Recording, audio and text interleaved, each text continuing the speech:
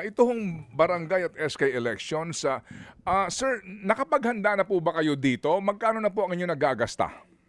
Yes, Sir Ted, sa level po ng 1 to 10, number 9, nasa 9 na po tayo. Nung pong nagkaroon ng pagdinig nung isang linggo ang ating pumababang kapulungan, sinabi po namin sa kanila, Sir Ted, na handang-handa ang Commission on Election sa pagsasagawa ng halalan natin ngayong darating na November 2. Sa 19 billion 57 million na meron po ang Commission on Elections ay nakagastos na po tayo ng 8 billion, Sir Ted. At lumalabas po 11 billion na lamang ang natitira natin bagamat ito po'y wala pa sa kamay ng COMELEC, ito po'y nasa DBM pa. Yung pong 8 billion, yan na po yung pag-iimprenta ng mga balota natin at pag-procure ng mga ilang election paraphernalia. Kasama na rin po, Sir Ted, yung pag-hire namin ng mga casual employees, mga EJO at syempre mga overtime ng aming mga tauhan dahil nga sa ginawa nating paghahanda para sa halalan na yan.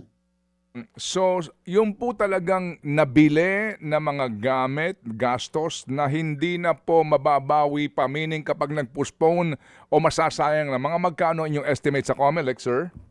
Sir Ted, kung ating pong susumahin, halimbawa po ang indelible ink, 1 taon lang po kasi ang ano po diyan, expiry date. Kasama na rin po yung ballpen. Baka po matuyo kasi ang ballpen.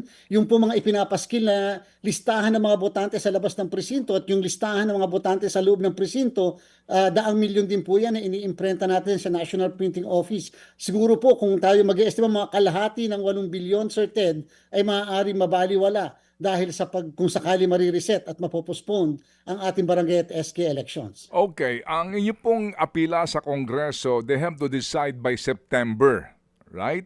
Opo, Yes po, September. Sir Ted. Oo. Tama po. Opo, by September, meaning kapag ito ho ay dinesisyonan, October na. Kumbaga malapit-lapit na po sa November 2. Ano po ang mga magiging problema ninyo kung meron man? Sir Ted, kasi po tayo po ay magpa-filing na ng candidacy sa September 28 hanggang October 5. And therefore, hindi naman po siguro maganda na nag-file na ng candidacy ang mga kababayan natin, yung mga tatakbo, yung mga incumbent na gustong tumakbo muli, pagkatapos hindi natin itutuloy po yung halalan. Maganda po yung bago mangyari. Yung bagay na yun ay hindi na muna ito, ay malaman na kaagad natin. Tulad din po, Sir Ted, pag dumating po ang buwan ng September, magte-train na kami ng mga guro dahil ang ating pong barangay SK elections ay manual na halalan. Nasanay po ang ating mga guro sa automated election and therefore kakailanganin po muli namin silang i-train para po maunawaan nila kung paano tayo mag-hold ng eleksyon. Siyempre po, Sir Ted, na andyan din po yung ibang gastos katulad ng deployment. Kasi po kahit po buwan ng September, kami po ay magde-deploy na ng mga ilang kagamitan sa mga lugar sa iba't ibang parte ng ating bansa. Siyempre po pagka tayo nag-deploy, magbabayad na tayo ng mga barko and kailangan natin ipabalik kung sakasakali yung mga gamit na yan dito po sa Manila kung saan nang galing para naman po hindi naka-standby lang doon sa mga area kung saan yun po ang magiging jump points para sa distribution. Okay, so kung mga ngayon, tama ba, ano, mga 4 billion ang sinasabi niyong masasayang, tama, ano, 4 billion. Tama po, tama Opo. po, tama po. Yan madadagdagan pa habang nade-delay ang desisyon.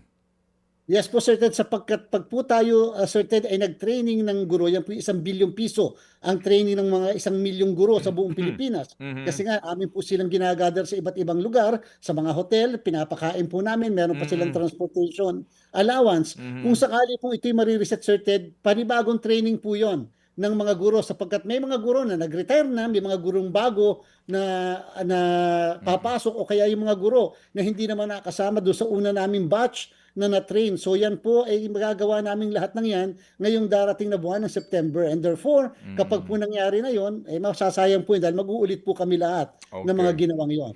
Mga kapatid, patuloy po kayong tumutok sa 105.9 True FM para sa totoong balita, impormasyon, music and entertainment. Mag-subscribe sa aming YouTube channel at podcast at sundan nyo kami sa Facebook, Instagram, X at TikTok sa True Network PH. Bisitahin din po ang aming official website, truefm.ph. At panoorin din kami sa True TV Signal, Channel 19. Kami po ang 105.9 True FM. Laging true sa'yo, kapatid.